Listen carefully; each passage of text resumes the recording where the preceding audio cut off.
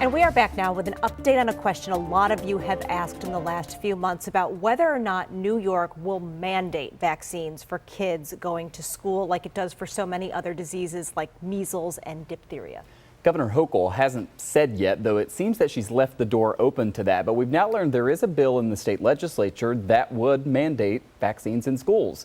It's just a proposal, but Assembly Bill 8378, sponsored by Bronx Democratic Assemblyman Jeffrey Dinowitz, would say to the state health department that immunization against COVID-19 would be required for attendance at school. This would only happen after those vaccines get full approval for school-age children and after the CDC's Advisory Committee on Immunization Practices adds it to the recommended immunizations for kids, and that would be many months away. But over the past year and a half, these types of changes have come directly from the governor. So we asked the assemblyman if this is a sign of the legislature taking back some of its power.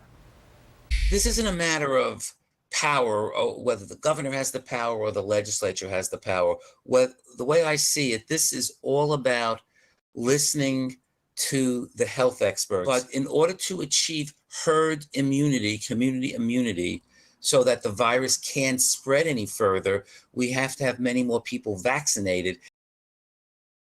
Now, we should be clear, this bill doesn't yet have a Senate sponsor, and there are a lot of bills that get proposed and never even get a vote in a committee, much less the floor. So we asked the assemblyman if he realistically thinks this is something that could get passed.